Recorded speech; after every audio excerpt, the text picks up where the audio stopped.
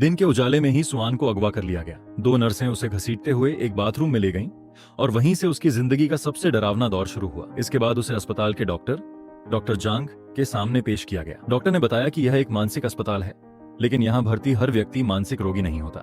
ये सुनते ही सुआन की उम्मीद लगभग टूट गई। उसे लगा कि शायद अब पूरी जिंदगी इसी जगह कैद होकर गुजरेगी। उसने विरोध करने की कोशिश की, मगर नर्सों की बेरहमी और लगातार मारपीट ने धीरे धीरे उसकी आवाज छीन ली। हालांकि अस्पताल का हर कर्मचारी निर्दयी नहीं था।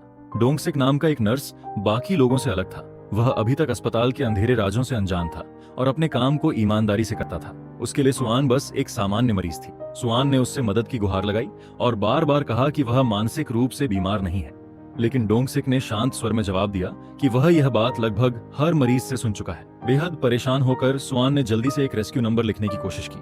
डोंगसिक ने उसे रोका नहीं, बल्कि केवल इतना याद दिलाया कि मरीजों को किसी भी नुकीली चीज का इस्तेमाल करने की अनुमति नहीं है।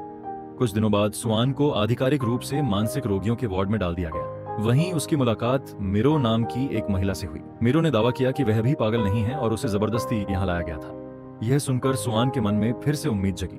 उसने तुरंत पूछा कि क्या बाहर निकलने का कोई रास्ता है। मिरो ने बताया कि एक अजीब आदमी जो हमेशा बिना कपड़ों के घूमता है अस्पताल से बाहर जाने का रास्ता जानता है। लेकिन बात करते करते मिरो अचानक अपना नियंत्रण खो बैठी और सुआन पर हमला कर दिया। हंगामा सुनकर डॉक्टर जांग पहुंच गया, मगर सजा मिरो को नहीं बल्कि सुआन को मिली, जिसे एकांत कैद में भेज दिया गया। मिरो अस्पताल की इकलौती मरीज थी जिसे डॉक्टर की विशेष अनुमति मिली हुई थी। वह अस्पताल में काफी आजादी से घूम सकती थी और बंद दरवाजों के पास कोड भी जानती थी। जब भी वह मोमबत्ती जलाती, डॉक्टर समझ जाता कि उसके अगले इलाज का समय आ गया है। एक रात सोते समय सुआन अचानक डर गई जब उसे महसूस हुआ कि कोई हाथ उसके बिस्तर पर रेंग रहा है। वह घबराकर एक कोने में सिमट गई, जबकि वह हाथ अंधेरे में टटोलता रहा। इस घटना के बाद उसकी हिम्मत लगभग जवाब दे गई और उसने अपनी जान लेने की कोशिश की, लेकिन अस्पताल का स्टाफ ऐसा होने नहीं देना चाहता था, इसलिए उसका प्रयास असफल रहा। मौत को भी गले न लगा पाने की असफलता ने उसके भीतर भाग निकलने का नया संकल्प पैदा कर दिया। समय के साथ उसने देखा कि कई मरीजों को ऑपरेशन रूम में ले जाया जाता है, लेकिन वे कभी वापस नहीं आते। जहां तक उस रहस्यमयी हाथ की बात थी, वह उसी नग्न आदमी का था जिसका जिक्र मिरो ने किया था। डर के बावजूद सुआन कई बार भागने की कोशिश करती रही, लेकिन हर बार पकड़े जाने पर उसे बेरहमी से पीटा जाता। आखिरकार उसने उसी आदमी से मदद मांगने का फैसला किया। उसने एक सौदा रखा। अगर सुआन अगली सुबह उसके साथ सामूहिक बाथरूम में आएगी तो वह उसे बाहर निकलने का रास्ता बता देगा। सुआन समझ गई कि बदले में वह क्या चाहता है, लेकिन आजादी की चाह उससे भी बड़ी थी। उसने उसकी शर्त मान ली। अगली सुबह बाथरूम में पहुंचते ही वह आदमी अपनी असली नीयत पर उतर आया। इसी दौरान उसने बताया कि डॉक्टर जांग के ऑफिस में एक गुप्त रास्ता छिपा हुआ है और साथ ही दरवाजे का पासकोड भी बताया। इसके बाद उसने एक और बेहुदा मांग रखी, जिसे सुआन ने मजबूरी में स्वीकार कर लिया। रात होते ही सुआन चुपचाप डॉक्टर के ऑफिस तक पहुंची, लेकिन जब उसने वह पासकोड डाला तो दरवाजा नहीं खुला। घबराहट बढ़ने लगी। तभी अचानक मिरो वहां दिखाई दी। सुआन को याद आया कि मिरो अक्सर डॉक्टर के ऑफिस में जाती रहती थी। उसने उससे सही पासकोड पूछा, लेकिन मिरो ने बताने से इनकार कर दिया। जाते जाते वह दीवार पर अपनी उंगलियां थपथपाने लगी। उसे कोड याद नहीं था, लेकिन कीपैड का पैटर्न याद था। मिरो की उंगलियों के इशारों को समझकर सुआन ने सही क्रम दर्ज किया और दरवाजा खुल गया। अंदर डॉक्टर की अलमारी के पीछे सचमुच एक छिपा हुआ रास्ता था। वह आगे बढ़ने ही वाली थी कि उसे डॉक्टर के कदमों की आहट सुनाई दी। बिना समय गंवाए वह सुरंग में उतर गई, लेकिन दुर्भाग्य से उसके कपड़े फटने की आवाज डॉक्टर के कानों तक पहुंच गई। घबराहट में उसका सहारा छूट गया और वह नीचे गिर पड़ी। सौभाग्य से उसे गंभीर चोट नहीं लगी। उठकर चारों ओर देखने पर उसे एहसास हुआ कि वह किसी भूमिगत पार्किंग जैसी जगह पर है। वह लड़खड़ाते हुए सुरंग से बाहर निकली और खुद को शहर के बीचों बीच पाया। सबसे हैरान करने वाली बात यह थी कि वह उसी जगह से कुछ 100 मीटर दूर थी जहां से कुछ दिन पहले उसका अपहरण हुआ था। उसने राहगीरों से मदद मांगने की कोशिश की, लेकिन लोगों ने उसे अजीब नजरों से देखा और आगे बढ़ गए। तभी रेनी अस्पताल के लोगों वाली एक एम्बुलेंस वहां आकर रुकी। 2 गार्ड बाहर निकले और उसका पीछा करने लगे। उसी समय एक पुलिस गाड़ी वहां आ गई। सुआन किसी तरह उसमें बैठने में सफल हो गई। महिला पुलिस अधिकारी ने उसे भरोसा दिलाया कि अब वह सुरक्षित है, लेकिन सच्चाई इससे कहीं ज्यादा भयावह थी। जो पुलिसकर्मी पूरी कहानी से अनजान थे, वे उसे उसी अस्पताल में वापस ले आए जहां से वह भागी थी। सुआन को पता भी नहीं था कि डॉक्टर जांग ने खुद पुलिस को फोन करके उसे वापस बुलवाया था। अब यह साफ हो चुका था कि यह डरावना अस्पताल सिर्फ दीवारों के भीतर ही ताकतवर नहीं था, बल्कि बाहर भी उसके ऐसे प्रभावशाली साथी थे जो उसके हर रात को सुरक्षित रखते थे। सुआन को दोबारा पकड़कर अस्पताल वापस घसीट लाया गया। इस बार उसके भागने की कोशिश ने डॉक्टर जांग को बुरी तरह क्रोधित कर दिया था। उसने फैसला किया कि अब सुआन का वही हश्र होगा जो कई दूसरे मरीजों का हुआ था। उसके अंग निकाल लिए जाएंगे। किस्मत से इस प्रक्रिया में सहायक के रूप में डोंगसिक को नियुक्त किया गया। ऑपरेशन की तैयारी के दौरान उसकी नजर एक ऐसे बॉक्स पर पड़ी जिसमें मरीजों के शरीर के अंग रखे हुए थे। उसी पल उसे अस्पताल का भयावह सच समझ आ गया। उसे एहसास हो गया कि यहाँ इलाज नहीं बल्कि इंसानों का शिकार किया जा रहा है। सच्चाई जानने के बाद डोंगसिक ने डॉक्टर का साथ देने के बजाय उसका विरोध करने का फैसला किया। मौका मिलते ही उसने चुपके से उस नंबर पर फोन किया जो सुआन ने पहले उसे दिया था। कुछ ही समय बाद सुआन का प्रेमी वूजिन अस्पताल पहुंच गया। डोंगसिक की मदद से उसने बंधी हुई सुआन को ढूंढ लिया। दोनों उसे लेकर भागने की तैयारी करने लगे, लेकिन उनकी किस्मत ने साथ नहीं दिया। रास्ते में डॉक्टर जांग और उसके गार्डों ने उन्हें पकड़ लिया। डॉक्टर डोंगसिक की गद्दारी से आग बबूला हो गया। सजा के तौर पर उसने तय किया कि अब इन तीनों के अंग निकाले जाएंगे। सबसे पहले वूजिन का ऑपरेशन होना था और इस बार किसी तरह की बेहोशी की दवा भी नहीं दी जानी थी। डॉक्टर जांग ऑपरेशन शुरू करने ही वाला था कि उसी समय मिरो उसके ऑफिस में अपने नियमित इलाज के लिए पहुंची, लेकिन डॉक्टर वहां मौजूद नहीं था। इंतजार करते हुए मिरो मोमबत्तियों से खेलने लगी और उसकी एक छोटी सी गलती ने पूरे कमरे में आग लगा दी। आग की खबर मिलते ही डॉक्टर घबरा गया और अपने ऑफिस की ओर दौड़ा, क्योंकि वहां कुछ बेहद कीमती चीजें छिपी हुई थी। इसी अफरा तफरी ने सुआन, वूजिन और डोंगसिक को भागने का मौका दे दिया। भागते समय उन्हें मिरो दिखाई दी। उन्होंने उससे मदद की गुहार लगाई, लेकिन मिरो की नजर में वे सिर्फ इलाज करवा रहे मरीज थे।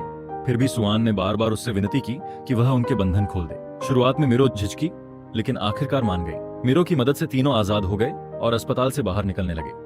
रास्ते में उन्होंने देखा कि डॉक्टर जांग आग की लपटों में घिरा हुआ बाहर निकला। डोंगसिक ने उसके पास से वह की कार्ड ले लिया जिससे मरीजों के कमरों के दरवाजे नियंत्रित होते थे, लेकिन डोंगसिक का दिल बाकी कैद मरीजों को छोड़कर जाने को तैयार नहीं था। उसने उन्हें भी बचाने का फैसला किया। दूसरी ओर आग तेजी से फैल रही थी। सुआन और वूजिन अब और इंतजार नहीं कर सकते थे, इसलिए वे बाहर निकलने लगे। तभी अचानक डॉक्टर जांग फिर सामने आ गया। उसने वूजिन को पकड़ लिया और उसे आग की ओर घसीटने लगा। सुआन कुछ नहीं कर सकी, वह सिर्फ रोती रही, जबकि वूजिन उसकी आंखों के सामने दूर होता गया। आखिरकार आग पर काबू पा लिया गया, लेकिन तब तक पूरा अस्पताल ढह चुका था। उस भयानक हादसे से जीवित बाहर निकलने वाली एकमात्र व्यक्ति सुआन थी। घर लौटने पर उसके लिए एक और सदमा इंतजार कर रहा था। उसका सौतेला पिता कांग ब्यूंग जो मृत पाया गया। हालात ऐसे थे कि शक सीधे सुआन पर गया। पुलिस ने उसे मुख्य आरोपी मानकर गिरफ्तार कर लिया, क्योंकि घटनास्थल पर वही अकेली मौजूद थी। 1 साल बाद कहानी में एक नए व्यक्ति की एंट्री होती है। नामसो। वह एक टीवी प्रोग्रामिंग डायरेक्टर था और खोजी कार्यक्रमों का निर्माण करता था, लेकिन एक घोटाले के कारण उसकी प्रतिष्ठा बुरी तरह प्रभावित हुई, क्योंकि उसका लोकप्रिय रियलिटी शो नकली साबित हुआ था। नौकरी से निकाले जाने के बाद भी उसे दूसरा मौका मिला। टीवी स्टेशन ने उसे एक नया प्रोजेक्ट सौंपा, पिछले साल जले हुए मानसिक अस्पताल की सच्चाई सामने लाना। तैयारी के दौरान नामसो के हाथ सुआन की लिखी हुई एक डायरी लगी। उसमें एक महिला के मानसिक अस्पताल में कैद होने और वहां झेली गई भयावह घटनाओं का विस्तार से वर्णन था। डायरी पढ़कर नामसो की दिलचस्पी बढ़ गई और उसने उस अस्पताल की जांच करने का फैसला किया। वह अपनी टीम के साथ रेनी अस्पताल के खंडहरों में पहुंचा। शूटिंग शुरू होते ही एक रहस्यमयी आकृति उनके सामने से भागी। वह एक ऐसा व्यक्ति था जिसके शरीर का अधिकांश हिस्सा गंभीर रूप से जला हुआ था। उसे तुरंत अस्पताल पहुंचाया गया। वहीं नामसो की नजर उस व्यक्ति के टैटू पर पड़ी। यही टैटू उसने सुआन की डायरी में पढ़ा था।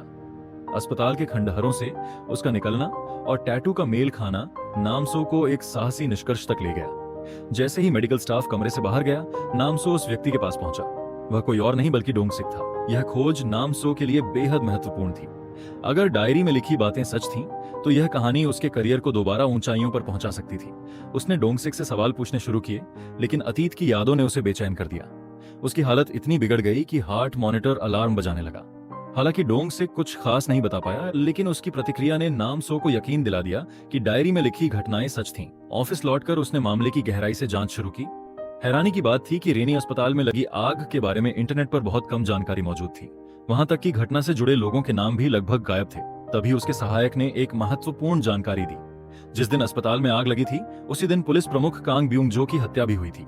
मीडिया का पूरा ध्यान उस हत्या पर चला गया, इसलिए अस्पताल की घटना पीछे छूट गई। कांग ब्यूंग जो के बारे में जानकारी जुटाते हुए नामसो को पता चला कि उनकी हत्या के मामले में मुख्य आरोपी उनकी सौतेली बेटी सुआन थी। अपने पुलिस संपर्कों की मदद से उसने जल्द ही सुआन से मुलाकात की। बातचीत के दौरान उसने सीधे डायरी का जिक्र किया और उससे उसमें लिखी बातों के बारे में पूछा, लेकिन सुआन ने चुप्पी साधे रखी। उसने किसी भी सवाल का जवाब देने से इनकार कर दिया। आखिरकार नामसो ने अपना बिजनेस कार्ड उसके पास छोड़ दिया और फिलहाल के लिए मुलाकात यहीं समाप्त कर दी, जबकि उनकी अगली मुलाकात एक नए रहस्य का दरवाजा खोलने वाली थी। अपनी अगली मुलाकात में आखिरकार सुआन ने अपनी चुप्पी तोड़ दी। उसने नामसो को पूरी कहानी सुनाई, कैसे उसका अपहरण किया गया, कैसे अस्पताल के निर्दयी डॉक्टर ने उसे महीनों तक यातनाएं दी और कैसे वह वहां से भाग निकलने में सफल हुई। शुरुआत में नामसो को उसकी बातों पर संदेह था, लेकिन धीरे धीरे उसे लगने लगा कि डायरी में लिखी बातें सच हो सकती हैं। इसी विश्वास के साथ उसने अपनी जांच को एक नए स्तर पर पहुंचाया। जांच के दौरान उसे एक चौंकाने वाली जानकारी मिली। जिस डॉक्टर का जिक्र सुआन बार बार कर रही थी वह दरअसल पुलिस प्रमुख कांग ब्यूंग-जू का बिजनेस पार्टनर था। मामले की गहराई में जाने पर एक और रहस्य सामने आया। कांग ब्यूंग-जू की हत्या से 2 महीने पहले सुआन की मां की भी मौत हुई थी। उसकी मां के नाम करोड़ों की संपत्ति थी, लेकिन हैरानी की बात यह थी कि मौत से सिर्फ 1 दिन पहले सारी संपत्ति उसके पति कांग ब्यूंग-जू के नाम ट्रांसफर कर दी गई थी। इन तथ्यों को जोड़कर नाम सो ने एक खतरनाक संभावना पर विचार किया। शायद कांग ने लालच में आकर सुआन की मां को संपत्ति अपने नाम करने के लिए मजबूर किया, और जब उसे सब कुछ मिल गया तो उसने उसकी हत्या करवा दी। इसके बाद सुआन को रास्ते से हटाने के लिए डॉक्टर जांग की मदद से उसे मानसिक अस्पताल में कैद करवा दिया। अब नामसो को सिर्फ एक चीज चाहिए थी, सुआन की पुष्टि। अगर उसकी थ्योरी सही साबित होती तो यह खुलासा पूरे देश को हिला सकता था। वह तुरंत सुआन के पास पहुंचा और उसके पिता के बारे में पूछने लगा, लेकिन सुआन बार बार यही कहती रही कि उसका असली पिता बचपन में ही मर चुका था। फिर नामसो ने पूछा कि उसका पुलिस प्रमुख कांग ब्यूंग-जू से क्या रिश्ता था। सुआन ने साफ इनकार कर दिया और कहा कि वह उस व्यक्ति को जानती तक नहीं। जब उससे कोई जवाब नहीं मिला तो नामसो डोंग सिक के पास गया, जो उसकी थ्योरी को साबित करने वाला एकमात्र गवाह था। लेकिन दुर्भाग्य से डोंग सिक अस्पताल से गायब हो चुका था। समय बीतता गया, दूसरी इंटरव्यू की तारीख आई, लेकिन इस बार सुआन ने मिलने से मना कर दिया। नामसो निराश हो गया। उसके पास न तो ठोस सबूत थे और न ही कोई नया गवाह। आखिरकार प्रसारण का दिन आ गया। कैमरे के सामने बैठकर उसने अपने सारे निष्कर्ष और अनुमान सार्वजनिक कर दिए। उसने दावा किया कि सुआन को उसके सौतेले पिता कांग ब्यूंग-जू ने जबरन मानसिक अस्पताल भेजा था, जहां उसे महीनों तक अमानवीय यातनाएं झेलनी पड़ी। यह खबर जंगल की आग की तरह फैल गई। मीडिया में सनसनी मच गई। पत्रकारों की भीड़ उस जेल के बाहर जमा हो गई जहां सुआन बंद थी, लेकिन उसने किसी से बात करने से इनकार कर दिया।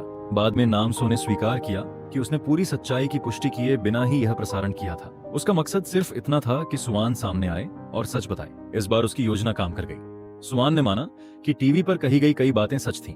उसने स्वीकार किया कि कांग ब्यूंग-जू वास्तव में उसका सौतेला पिता था, लेकिन बातचीत आगे बढ़ते ही उसके पुराने घाव फिर से ताजा हो गए। उसने बताया कि जब उसकी मां उसे कांग के घर लेकर आई थी, तभी से उसकी जिंदगी नरक बन गई थी। कांग उसकी मां पर लगातार अत्याचार करता था। कई बार हालात इतने खराब हो जाते कि उसकी मां मौत के करीब पहुंच जाती। सुआन सब कुछ देखती रही, लेकिन कुछ नहीं कर सकी। उसने यह भी कबूल किया कि वह लंबे समय से कांग को मारना चाहती थी, लेकिन जिस दिन वह घर लौटी उस दिन कांग पहले से ही मृत पड़ा था। नामसो को उसकी कहानी पर विश्वास हो गया, क्योंकि यह उसकी जांच में सामने आए तथ्यों से मेल खाती थी। अब वह पूरी सच्चाई दुनिया के सामने लाने के लिए तैयार था। अपने अगले कार्यक्रम में उसने कांग ब्यूंग-जू के काले कारनामों को विस्तार से उजागर किया। रिपोर्ट में उसने सुआन और उसकी मां पर हुए अत्याचारों का जिक्र किया।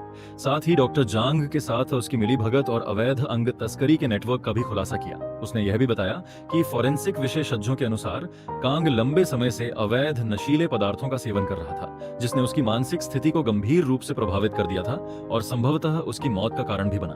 प्रसारण के बाद पूरे देश में हंगामा मच गया। जनता का गुस्सा फूट पड़ा। हालात इतने बिगड़ गए कि पुलिस कमिश्नर को सार्वजनिक माफी तक मांगनी पड़ी। लेकिन लोग सिर्फ माफी से संतुष्ट नहीं हुए। जगह जगह प्रदर्शन शुरू हो गए। लोग सुआन के मामले की दोबारा जांच और न्याय की मांग करने लगे। जन दबाव बढ़ने पर अदालत ने केस को फिर से खोला। लंबी समीक्षा के बाद न्यायाधीश ने फैसला सुनाया कि सुआन के खिलाफ पर्याप्त सबूत मौजूद नहीं है, इसलिए उसे दोषी नहीं ठहराया जा सकता। 7 साल की सजा रद्द कर दी गई और सुआन को रिहा कर दिया गया। जेल से बाहर निकलते समय नामसो खुद उसे लेने आया। रास्ते भर सुआन शांत दिखाई दी, लेकिन फिर उसने एक ऐसी रहस्यमयी बात कही जिसने सब कुछ बदल दिया। क्या आप उलझन में हैं? तो आइए कहानी को एक कदम पीछे ले जाकर नए नजरिए से देखते हैं। सबसे पहला संकेत उस डायरी में छिपा था। जब सुआन ने उसे पहली बार देखा तो साफ था कि वह उसकी लिखी हुई नहीं थी। अस्पताल के इतने गहरे रहस्यों को जानने वाला और इतनी विस्तार से लिख सकने वाला व्यक्ति शायद डोंग सिक ही था।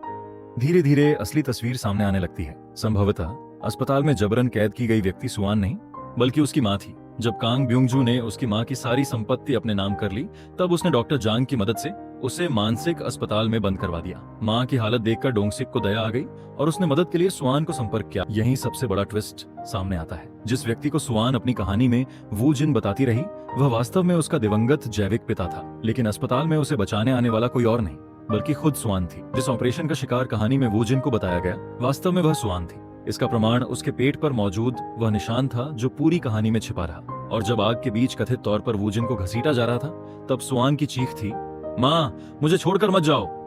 यही वह पल था जो पूरी सच्चाई उजागर कर देता है। आग में घसीटी जा रही शख्सियत वू जिन नहीं, बल्कि उसकी मां थी। अब सारे बिखरे हुए टुकड़े जुड़ जाते हैं। अस्पताल से निकलने के बाद सुआन सीधे अपने सौतेले पिता के पीछे पीछे घर पहुंची। वहीं उसने बदला लिया और कांग ब्यूंग-जू की हत्या कर दी। इसका मतलब ये था कि वह शुरुआत से ही नाम स्टो को इस्तेमाल कर रही थी। डायरी में कुछ सच्ची घटनाएं थीं, लेकिन कई बातें जोड़कर उसने एक ऐसी कहानी बनाई जिससे नाम सो उसके पक्ष में खड़ा हो जाए और अदालत में उसकी बेगुनाही साबित हो सके। जब नाम सो को यह एहसास हुआ कि उसे चतुराई से मोहरा बनाया गया है तो वह बस हल्का सा मुस्कुरा सका। फिर भी उसे कोई पछतावा नहीं था, क्योंकि उसके खुलासे ने कई छिपे अपराधों को दुनिया के सामने ला दिया था। और इसी के साथ यह रहस्यमयी और चौंकाने वाली कहानी अपने अंतिम पड़ाव पर पहुंचती है।